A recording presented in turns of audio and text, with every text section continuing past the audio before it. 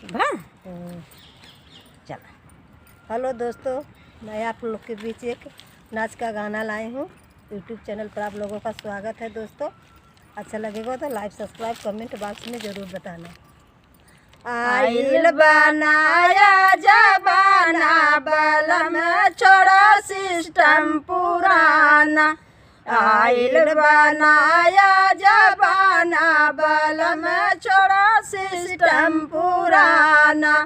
पैदल और साइकिल का जमाना नहीं है, पैदल और साइकिल का जमाना नहीं है।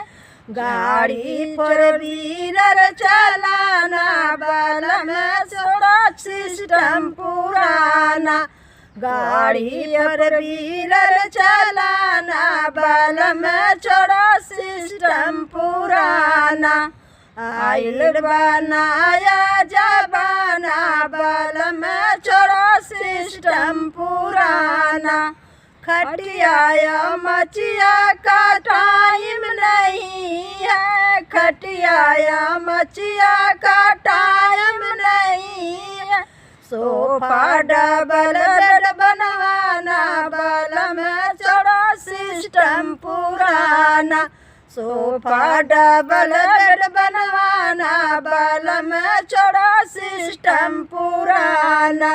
आइल बनाया जबाना बलम छोड़ा सिस्टम पुराना। कूलर और पंखा का टाइम नहीं है, कूलर और पंखा का टाइम नहीं है।